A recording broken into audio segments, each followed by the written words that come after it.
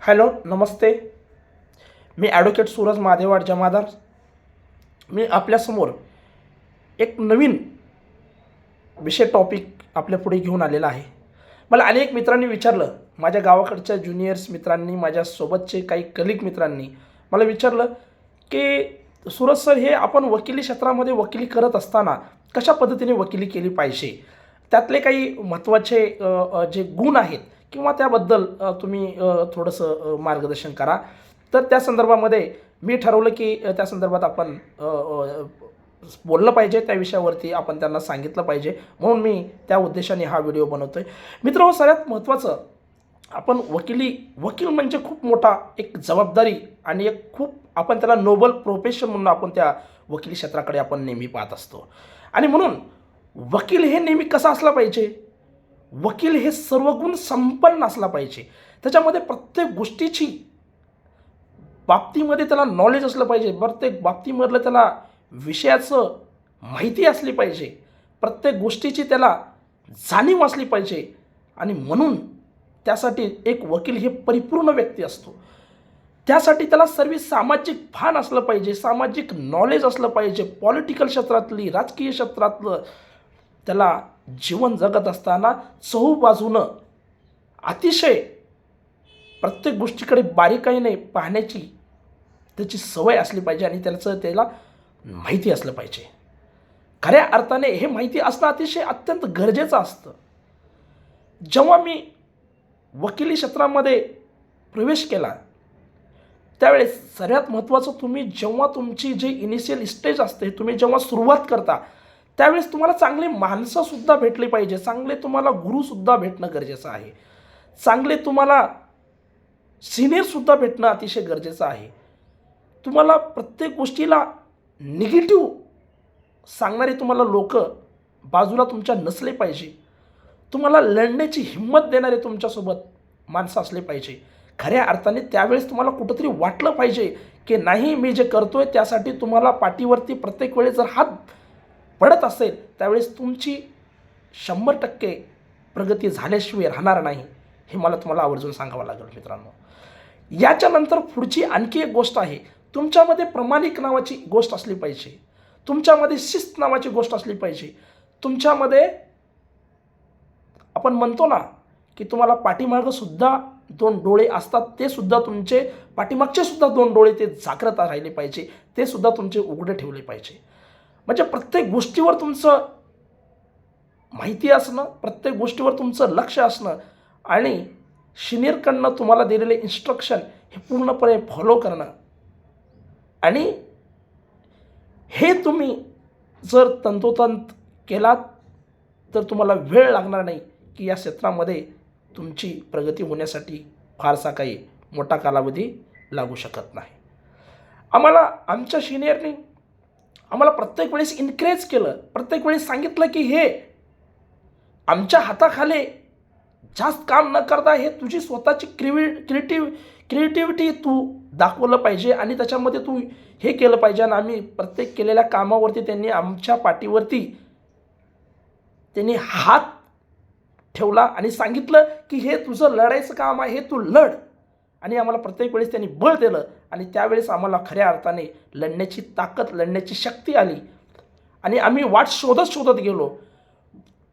Seniors पण असं असलं पाहिजे की जेव्हा रस्ता दाखवत असतो त्यांनी तुम्हाला जाणीव करून दिलं पाहिजे की पुढे तू जंगलात जात असताना तुला वाघाशी सामना होणार आहे, तुला सिंहाशी सामना होणार आहे, तुला झाडाझुडपाशी सामना होणार आहे, तुला अनेक अडचणीचा तुला त्या जंगलामध्ये सामना करावा लागणार आहे. तर त्याची तू पूर्णपणे तयारीने राहिलं पाहिजे, हे त्यांनी सांगितलेलं असतं. आणि जेव्हा आपण जंगलाच्या रस्त्यामध्ये जायला निघतो तुम्हाला अनंत अशा अडचणी येतात. मग त्या अनंत अडचणीवरती मात करून पुढे जाण्याची तुमच्यामध्ये तुमच्या सिनियर्सनी तुमच्यामध्ये जी हिंमत दिली असेल ती हिंमत तुमच्यामध्ये असते. तेच खऱ्या अर्थाने त्याच्यावरती एकमेव मार्ग असतो, तो एकमेव सोल्युशन असतो मित्रांनो. आणि म्हणून आम्हाला आयुष्यात असेही चांगले शिक्षक, अशाही लोकांचा सहवास लागला की तुम्ही प्रामाणिक राहिलं पाहिजे. तुम्ही एकनिष्ठ राहिलं पाहिजे, तुम्ही काही तत्वनिष्ठ राहिलं पाहिजे, हे सुद्धा आम्हाला शिकवण दिली त्यांनी. केवळ लॉच्या शिक्षण असून चालणार नाही, तुम्हाला कायद्याचं खूप मोठं नॉलेज आहे, खूप तुम्ही एखाद्या कायद्यामध्ये खूप मोठा तज्ज्ञ आहात, तुम्हाला पुस्तकी फार नॉलेज आहे, प्रत्येक तुम्हाला शब्दाचा अर्थ माहीत आहे, इंटरप्रिटेशन चांगलं करता येतो, त्याच्यामधलं खूप काही नॉलेज आहे तुम्हाला. पण तुम्हाला तशा पद्धतीचा एखादी जर क्लायंट नाही आला तर तुम्ही त्या नॉलेजचं, तुम्ही त्या ज्ञानाचं काय करणार आहात, हा पण एक मोठा प्रश्न आहे ना. म्हणून तुम्हाला केवळ तुम्ही पुस्तकी नॉलेज असून महत्त्वाचं नाही, तुम्हाला कायदे माहिती असून महत्त्वाचं नाही, त्याचबरोबर तुम्हाला तुमची सामाजिक माहिती किंवा सामाजिक ज्ञान असलं पाहिजे. क्लायंट बेस कुठून येतो हे सुद्धा माहिती असणं गरजेचं आहे.